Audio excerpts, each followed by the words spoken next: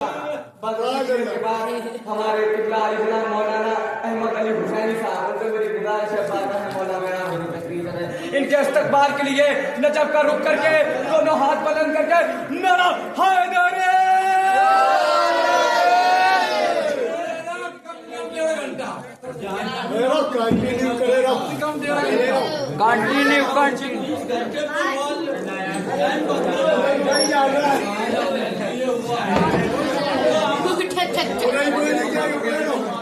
ارائی نہیں جائے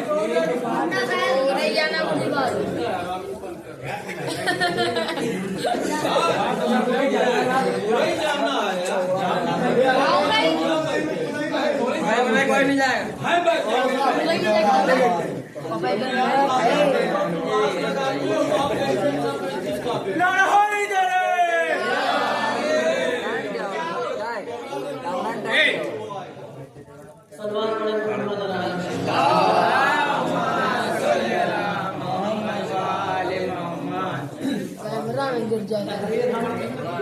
یہاں کی پبلک تو ہم جانتے ہیں کتنا ہمیں جو برداشت کرتی ہے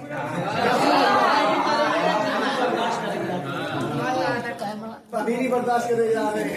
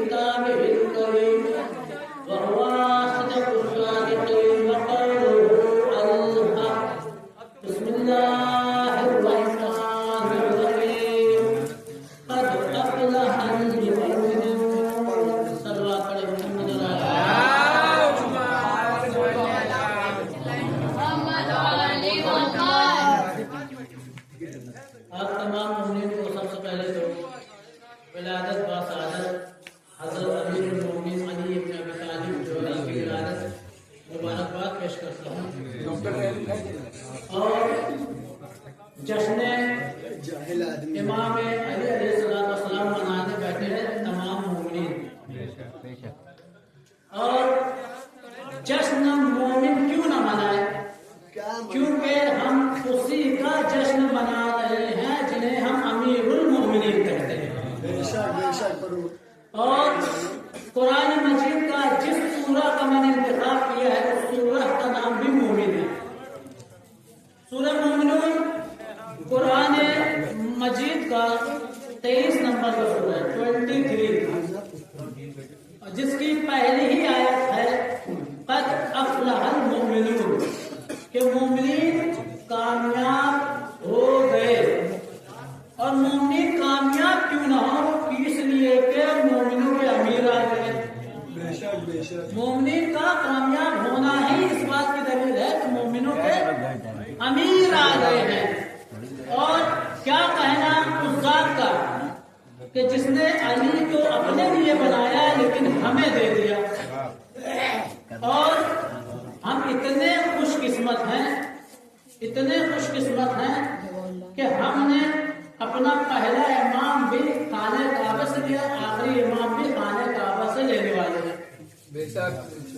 ہم نے کسی ایسے کو امام نہیں مانا جو بت کی پوجا کرتا تھا. ہم بت شکن کو امام مانے ہیں, جو بتوں کو توڑتا تھا اسے امام مانے ہیں. اور یقیناً ہم کسی ایسے کو مولا امام نہیں مانے جو سقیفہ میں چنے گئے ہیں. بے شک بے شک. بلکہ ہم اس امام کو لیے ہیں جسے اللہ نے بنایا, اور اللہ سے ہم نے اس امام کو لیا. اور سب ہی جانتے ہیں کہ 13 رجب جب فجر کا وقت تھا تو وہ وقت ولادت امیر المومنین کا تھا, کہ جب فاطمہ بنت اسد, سنیے گا غور سے سنیے گا, کہ جب فاطمہ بنت اسد فجر کا وقت قریب آیا, اپنے گھر سے باہر نکلی, گھر میں سب سوئے ہوئے, کتاب نے لکھا ہے گھر میں سب سوئے ہوئے ہیں, محمد مصطفیٰ سوئے ہیں, ابو طالب سوئے ہوئے ہیں, ابو طالب کے تینوں لال طالب, جعفر طیار, جناب عقیل سوئے ہیں. فاطمہ بنت اسد بستر سے اٹھی, فجر کا وقت تھا, خانہ کعبہ کی طرف چلی, اور جیسے ہی خانہ کعبہ کے پاس آئی ویسے ہی خانہ کعبہ کی دیوار شق ہو گئی, خانہ کعبہ کی دیوار پھٹ گئی. اب یہاں پر آپ لوگوں نے غور نہیں کیا. قابل غور بات یہ ہے کہ جب خانہ کعبہ کا در موجود تھا تو فاطمہ بنت اسد در کے پاس کیوں نہیں گئے؟ کیونکہ فاطمہ کے پاس بھی اتنا علم تھا کہ اللہ کو اسے بلانا ہے تو کہاں سے جانا ہے, لہٰذا جہاں سے جانا تو وہاں فاطمہ بنت اسد گئی. اور جب فاطمہ بنت اسد خانہ کعبہ کے پاس گئی تو خانہ کعبہ کی دیوار پھٹ گئی. کیوں پھٹی؟ خانہ کعبہ کی دیوار کیوں پھٹی؟ وجہ کیا تھی؟ بھائی خانہ کعبہ کی دیوار جو تھوڑا کھل جاتی, بعد میں بند ہو جاتی, لیکن پھٹ گئی. آج بھی اس کا نشان موجود ہے. یہ پھٹنے کی وجہ کیا تھی؟ کیا وجہ تھی کہ یہ خانہ کعبہ کی دیوار پھٹ گئی؟ بس آیت اللہ گل پیغانی صاحب, آیت اللہ صافی گل پیغانی صاحب نے اپنی تفسیر میں لکھا ہے کہ خانہ کعبہ کی دیوار پھٹنا یہ کوئی معمولی بات نہیں تھی, بلکہ اللہ تعالیٰ نے قرآن مجید میں فرمایا تھا کہ لو انزلنا حاصل کتاب علی جبل, کہ اگر ہم اس قرآن کو پہاڑ پر نازل کرتے تو پہاڑ خوف خدا سے ریزہ ریزہ ہو جاتے. اگر ہم اس قرآن کو پہاڑ پر نازل کرتے تو پہاڑ خوف خدا سے ریزہ ریزہ ہو جاتے. ارے یہ اس قرآن ثابت کی بات نہیں ہو رہی ہے, بلکہ قرآن ناطق کی بات ہو رہی تھی. اس لیے کہ قرآن ثابت تو ہمارے گھروں میں بھی رکھا ہے, قرآن ثابت تو عام آدمی اٹھاتا ہے, لیکن عام آدمی کا ہاتھ میں نہیں ٹوٹتا, ہماری ٹانگیں بھی نہیں ٹوٹتی. اس کا مطلب آیت اللہ صاحب نے لکھا کہ قرآن ثابت کی بات نہیں ہو رہی تھی, بلکہ قرآن ناطق کی بات ہو رہی تھی. جیسے ہی اللہ نے علی کو خانہ کعبہ کے پاس بھیجا, ناطق قرآن کو خانہ کعبہ میں نازل کیا, خانہ کعبہ کی دیوار پھٹ گئی. یہ راز کوئی کیا جانے گا, یہ بھید کوئی کیا سمجھے گا. در بند رہے گا کعبے کا اور آنے والا آئے گا. یہ بنت اسد ہے, بنت اسد کب روک سکیں گی دیواریں؟ معصوم نگاہیں پڑتے ہی کعبے میں در ہو جائے گا. نعرہ حیدر, حیدر سلوان. خانہ کعبہ 13 رجب فاطمہ بنت اسد خانہ کعبہ میں گئی, دیواریں اپنے آپ جڑ گئی, لیکن نشان آج بھی موجود ہے. 13 رجب کو گئی, صبح کے وقت گئی, 13 رجب کا پورا دن گزر گیا. 14 رجب آ گئی, 14 رجب کا پورا دن گزر گیا. لیکن جو مشرکین مکہ تھے وہ آپس میں بات کر رہے تھے. جو رات میں جاگتے تھے وہ رات میں بات کرتے تھے, جو دن میں جاگتے تھے وہ دن میں بات کرتے تھے. کہ ابو طالب کی زوجہ خانہ کعبہ میں داخل ہو گئی, اور ایسی حالت میں داخل ہوئی کہ جس حالت میں خانہ خدا میں داخل نہیں ہونا تھا. اب مجھے آپ انصاف سے بتائیے گا کہ کسی گھر کی عورت اگر 3 دن تک گھر سے دور رہے تو اس گھر والے کو ٹینشن ہوگی کہ نہیں, پریشان ہوگا کہ نہیں. اور ایسی حالت میں عورت اگر باہر نکلے کہ جس کے شکم میں بچہ ہو تو اس کا شوہر بھی پریشان ہوگا, ان کی اولاد بھی پریشان ہوگی. لیکن جناب ابو طالب 13 رجب کو فاطمہ بنت اسد خانہ کعبہ میں گئی. جناب ابو طالب بڑے ہی اطمینان سے 13 رجب بھی گزارے. محمد مصطفیٰ نے بڑے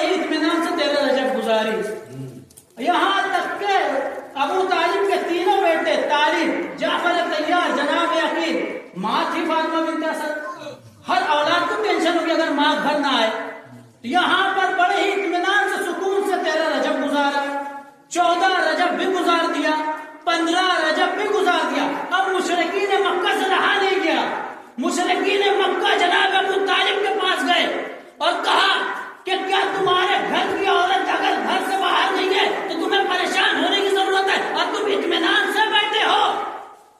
تم اطمینان سے بیٹھے ہو. بھائی محمد مصطفیٰ کا سمجھ میں آتا ہے کیونکہ محمد مصطفیٰ کے پاس وہ علم تھا جو دنیا میں کسی کے پاس نہیں ہے، جو آخرت میں بھی کسی کے پاس نہیں ہوگا. محمد مصطفیٰ تو جانتے تھے، لیکن ابو طالب بھی سکون سے بیٹھے تھے. ابو طالب کے تینوں لال بھی سکون سے بیٹھے تھے. جب مشرکین مکہ نے کہا کہ فاطمہ بنت اسد خانہ کعبہ میں گئی، خانہ کعبہ کی دیوار شک ہوئی، اندر چلی گئی، کیا تمہیں کوئی خوف نہیں ہے؟ تو ابو طالب نے اس بات سے اندازہ لگا لیجیے کہ علم لدنی ایسا تھا کہ ابو طالب نے کہا کہ بلانا ہے بلانے والا جانے اور جانے والی جانے، بلانے والا جانے اور جانے والی جانے، مجھے کیا ہے.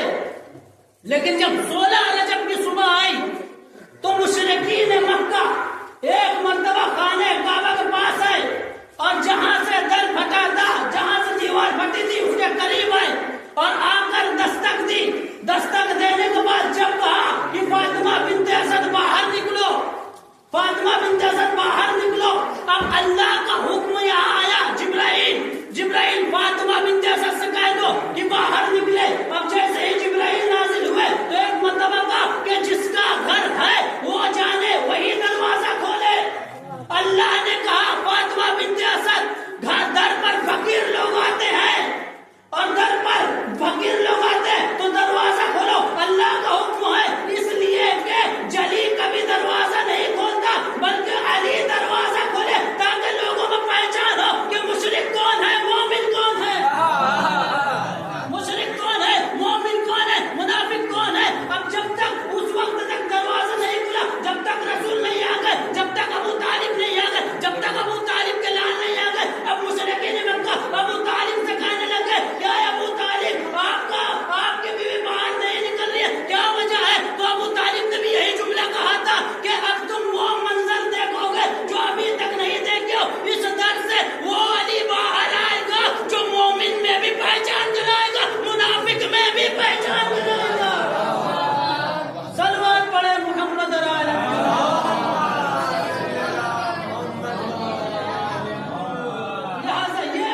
مولا کائنات کی ولادت کا سبب تھا. فاطمہ بنت اسد 13 رجب کو گئی، 16 رجب کو باہر آئی. لیکن جناب ابو طالب بھی اطمینان سے، کیونکہ جانتے تھے کہ در سے اب وہ آنے والا ہے کہ جس کی وجہ سے منافقین میں بھی پہچان ہوگی، مومنین میں بھی پہچان ہوگی. اور ہم اس علی کو مانتے ہیں، یقیناً ہم اس علی کو مانتے ہیں جس علی کو ماننا ہر کسی کے پاس کی بات نہیں ہے. اور جن کے دلوں میں علی کی محبت ہے اسے ہر وقت شکر خدا کرنا چاہیے. یہ پروردگار نے ہمیں علی جیسی ذات دی ہے.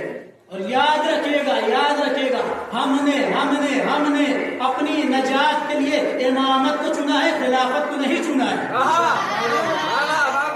ہم نے اپنی نجات کے لیے امامت کو چنا ہے، کسی خلافت کو نہیں چنا ہے. کس لیے؟ اس لیے کہ یہ وہی علی ہے جس نے ہم چاہنے والوں سے وعدہ کیا ہے کہ میرے چاہنے والوں کبھی بھی پریشان نہ ہونا، تمہاری پریشانی میں بھی علی آئے گا، تمہاری مصیبت میں بھی علی آئے گا. تم اگر جس معاملے میں رہو گے اس معاملے میں علی آئے گا. یہاں تک کہ علی نے کہا میرے چاہنے والوں میں تو دنیا میں تمہارے ساتھ ہوں، بعد تم مر بھی جاؤ گے تو تمہاری قبروں میں بھی علی آئے گا، تم مر جاؤ گے تو تمہاری قبروں میں بھی علی آئے گا، حشر میں بھی علی آئے گا، نشر میں بھی علی آئے گا، میزان میں بھی علی آئے گا، صراط میں بھی علی آئے گا، محشر میں بھی علی آئے گا.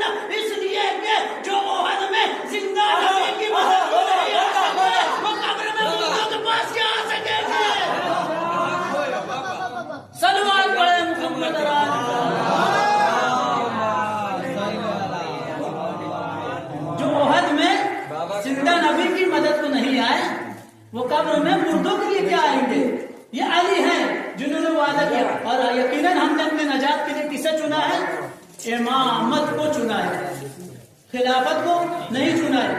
क्यों? ये हम कहते हैं ना पहले खलीफा जो है अली है, कहते हैं कि नहीं? ये तो अली भी नहीं चाहते कि मुझे कोई खलीफा कहे, ये बहुत बड़ी बात है।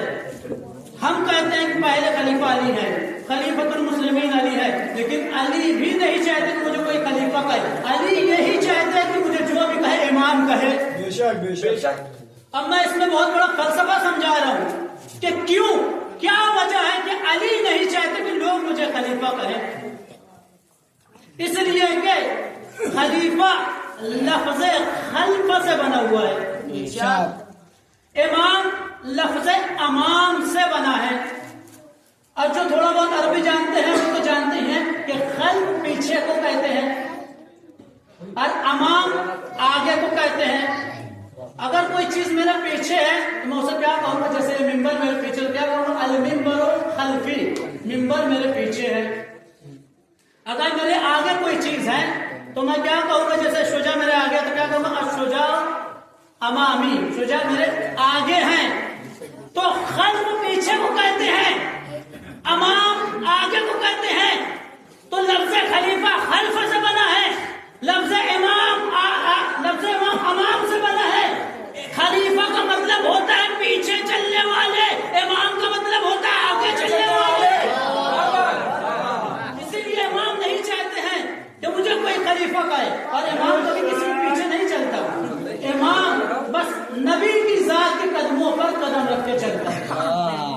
यकीनन हम उस इमाम को मानते हैं, बेशक बेशक, जो हमने नजात के लिए अली को चुना है। और ये अली हर वक्त काम आएंगे। जो आज बहुत बड़ा जश्न है 13 रजब, बहुत बड़ी ईद का दिन है, ईद गदीर, ईद मुबारक, जिसमें 13 रजब को भी शामिल किया गया है बड़ी ईदों में से। और याद रखिएगा कि सूरह मोमिनून कुरान मजीद का 23 नंबर का सूरा, कद अफ्लहल मोमिनून, यकीनन मोमिन कामयाब हो गए। और जैसा कि अभी हमने शेरों में भी सुना कि कहा कि छोटे शायर आने वाले हैं, अब बड़े शायर आने वाले हैं। तो याद रखिएगा कि अली का जिक्र छोटे नहीं होते। जो अली काबा को काबा बना दे, जो अली का मदद नहीं कर सकता। यकीनन हम उस जात को मानते हैं, उस अली को मानते हैं जिन्होंने हर पल वादा किया है। और एक बात और कहता हुआ चलूं कि जब हमारे गांव में कुछ एक जश्न हो रहा है तो हमें अफजलियत देनी चाहिए अपने गांव को।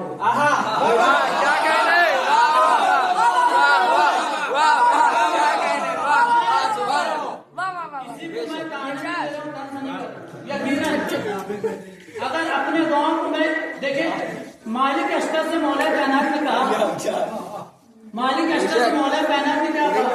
मालिक अस्तर, अगर तुम्हारे वतन से हमारे वतन की जंग हो जाए, मालिक अस्तर मैदान में थे, अली कहा मक्के में पैदा हुए। अली ने क्या कहा? अगर मक्का और मैदान में लड़ाई हो जाए तो तुम किसकी तरफ से लड़ोगे? तो मालिक ने कहा अली में तुम्हारी तरफ से। तो अली ने कहा नहीं, अपने वतन की तरफ से लड़ना, क्योंकि वतन के दिल में मोहब्बत रखना ही ईमान के अलावा। अगर आपके गांव में जश्न, अब आप सुनिएगा रसूल ने क्या फरमाया? उतलुबुल इल्मा वलो बिस्सीन, इल्म हासिल करो भले तुम्हें चीन जाना पड़े। किनकी हदीस है? रसूल की हदीस है और मोतबर हदीस है। इल्म हासिल करो भले तुम्हें चीन जाना पड़े। अब सुनिएगा, साथ इमाम का जमाना आ गया। कुछ लोग मदीने से चीन जाने की तैयारी कर रहे थे। अब जब जाने लगे, काफिला चीन जाने लगा, तो रास्ते में बहलूल दाना से मुलाकात हो गई। बहलूल दाना ने पूछा कि तुम लोग कहाँ जा रहे हो? कहा रसूल ने फरमाया उतलुबुल इल्म वलो बिस्सीन, कि इल्म हासिल करो भले चीन जाना पड़े। हम इल्म हासिल करने चीन जा रहे हैं, जहन्नम में जाओगे। एक सलवार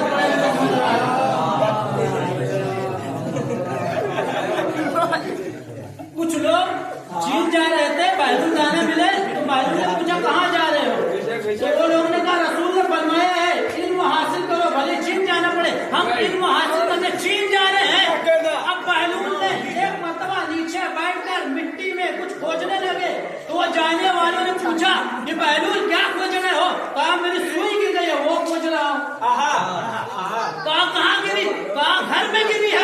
کہا وہ سوئی گھر میں گری ہے. تو وہ جو قافلہ چین جا رہا تھا علم حاصل کرنے, کہا تمہارا دماغ خراب ہو گیا ہے, سوئی گھر میں گری ہے یہاں کھوج رہے ہو, سوئی گھر میں گری ہے یہاں کھوج رہے ہو. بہلول نے کہا میں تمہیں یہی تو سمجھانا چاہ رہا ہوں کہ پورا علم کا شہر مدینہ ہے. رسول نے یہ بھی تو فرمایا انا مدینۃ العلم وعلی الباب. تم رسول کے شہر کو چھوڑ کر علی کے دروازے سے نکلنا چاہتے ہو.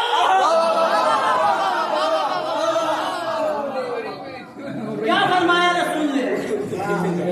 اطلبوا العلم ولو بالصین, علم حاصل کرو بھلے بھی وہ چین جانا پڑے. یہاں پر اس کا مطلب اگر تمہارے گاؤں میں علم نہیں ہے اس وقت تم دوسرے گاؤں میں جاؤ. بے شک بے شک. ایک بار اگر تمہارے گاؤں میں جشن نہیں ہے اس وقت باہر نکلو.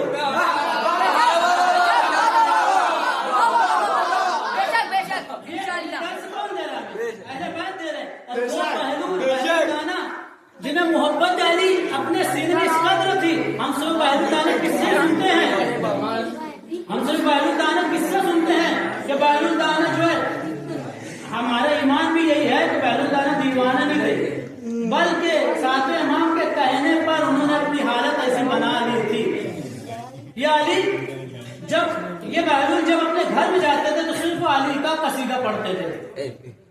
یہ بہلول جب گھر سے باہر نکلتے تھے تو دیوانہ بن کر نکلتے تھے, اور وہ شخص دیوانہ ہو ہی نہیں سکتا جو گھر میں علی کا قصیدہ پڑھے. لیکن ایک دن جب بازار سے بہلول گزرے تو علی کا قصیدہ ان کی زبان پر جاری تھا. علی کا قصیدہ پڑھ رہے تھے, علی کے قصیدے کو دہرا رہے تھے اور قصیدے میں علی کی فضیلت پڑھ رہے تھے. سننے والوں نے جب کہا بہلول تم بھری بازار میں علی کا تذکرہ نہ کیا کرو, تم بھری بازار میں علی کا ذکر نہ کیا کرو. بہلول نے پوچھا کیا وجہ ہے کہ میں علی کا ذکر نہ کروں؟ تو ان لوگوں نے کہا اس لیے کہ ہمیں علی کی فضیلت اچھی نہیں لگتی. بہلول نے پلٹ کر جواب دیا کہ اگر تمہیں علی کی فضیلت اچھی نہیں لگتی تو مجھے تمہارے چہرے پر یہ کان اچھا نہیں لگتا.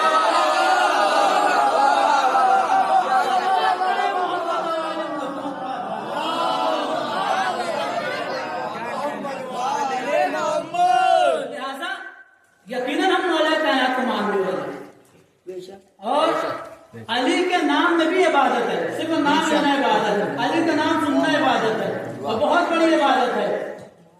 میں بس آخری منزل پر ہوں, یہ آخری گفتگو ہے کہ ایک شخص جو چاہتا تھا کہ میں اپنے بچوں, یہ محلے میں جتنے بھی بچے ہیں ان کے لیے ایک مدرسہ بناؤں. سنیے گا, غور سے سنیے گا. ایک شخص تھا جو چاہتا تھا کہ میں اپنے محلے میں جتنے بھی بچوں کے لیے مدرسہ بناؤں. اس کے پاس جتنا پیسہ تھا اس نے اس پیسے سے مدرسہ بنا تو لیا. مدرسہ بنا کر اس نے اپنے مدرسے کا نام جو ہے امیر معاویہ رکھا. مدرسہ بنا کر اس نے اپنے مدرسے کا نام امیر معاویہ رکھا. لیکن جب مدرسہ بن کے تیار ہو گیا تو مدرسے میں کچھ چیزیں نہیں تھی, جیسے چٹائیاں, لائٹ, بجلی, پنکھے, یہ چیزیں نہیں تھی. بچوں کو پڑھانے کی جو سامان ہوتے وہ چیزیں نہیں تھی. اس کے پاس پیسے بھی ختم ہو گئے تھے. مدرسہ تو تیار ہو گیا, مدرسے کا نام بھی رکھا امیر معاویہ, لیکن کچھ چیزیں نہیں تھی. چٹائیاں, بستر, بچھونے, بھائی بچوں کو اگر پڑھانے تو چاہیے, پنکھے, لائٹ, بجلی, کچھ نہیں تھا. اب جب کچھ نہیں تھا تو اس نے ترکیب سوچی کہ مدرسے کے نام پر چندہ مانگا جائے. اب یہ صبح نکلا, امیر معاویہ مدرسے کے نام پر کوئی چندہ دے دو, امیر معاویہ مدرسے کے نام پر کوئی چندہ دے دو.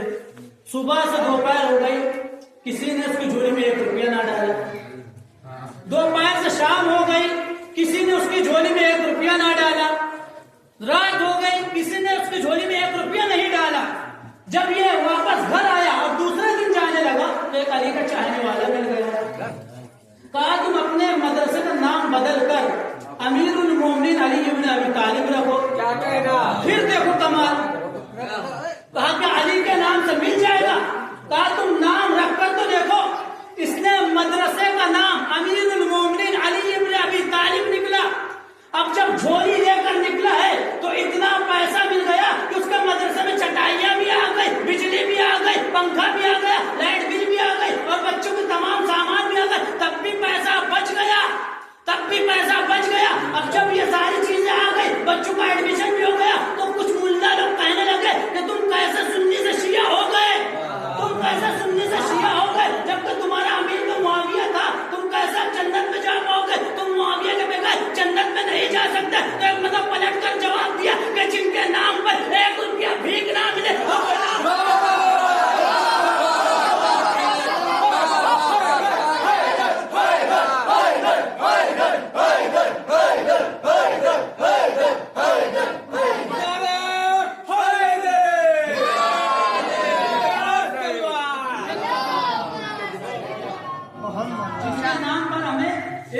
چندہ بھی نہ ملے ان کے نام یا وہ ہمیں کیسے جنت لے جا سکتے ہیں؟ اور یقیناً جنت کی تقسیم کرنے والے کون ہیں؟ کون ہے جنت کی تقسیم کرنے والے؟ رسول نے کن کے بارے میں فرمایا قسیم النار والجنہ؟ قسیم النار والجنہ رسول نے علی کے بارے میں فرمایا. اب مجھے آپ لوگ انصاف سے بتائیے کہ جنت بنائی کس نے؟ اللہ نے بنائی ہے تو اللہ خود ہی تقسیم کرتا ہے. لیکن جنت بٹوائے گا علی سے. کیوں؟ کیا وجہ ہے؟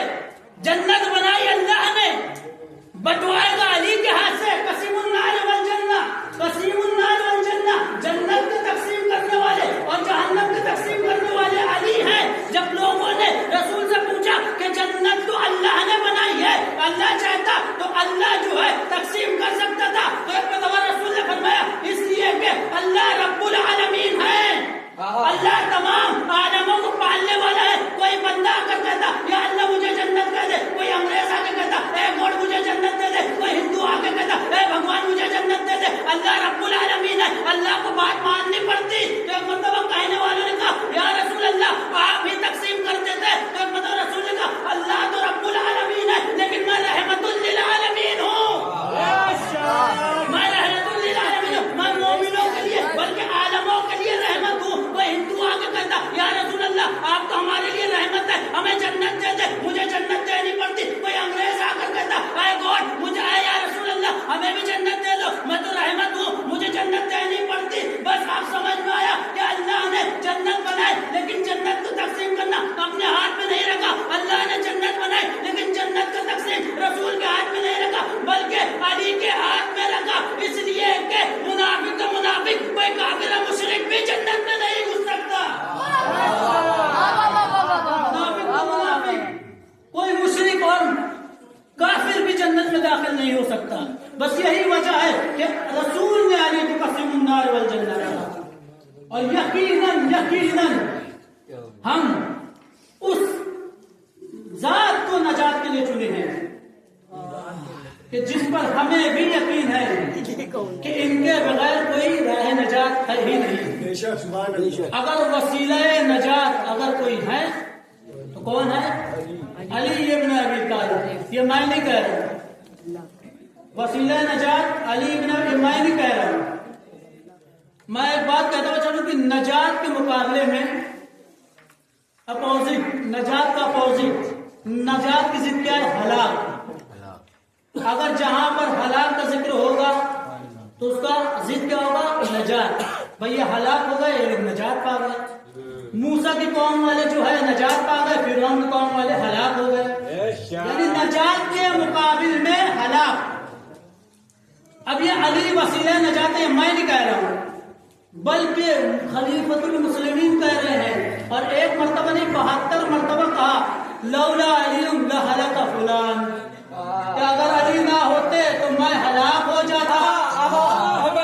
علی نہ ہوتے تو میں ہلاک ہو جاتا. علی نہ ہوتے تو میں، ایک مرتبہ نہیں بلکہ 72 مرتبہ کہا علی نہ ہوتے تو میں ہلاک ہوتا. کیا کہا؟ علی نہ ہوتے تو میں ہلاک ہوتا. اس کا مطلب یہ ہے کہ ان کے دوسرے خلیفہ بیان کر رہے ہیں کہ حقیقی وسیلہ نجات علی ہے. حقیقی وسیلہ نجات علی ہے. اما جب علی اپنے دشمن کو نجات دے سکتے ہیں تو چاہنے والوں کو نجات کیوں نہیں دے سکتے؟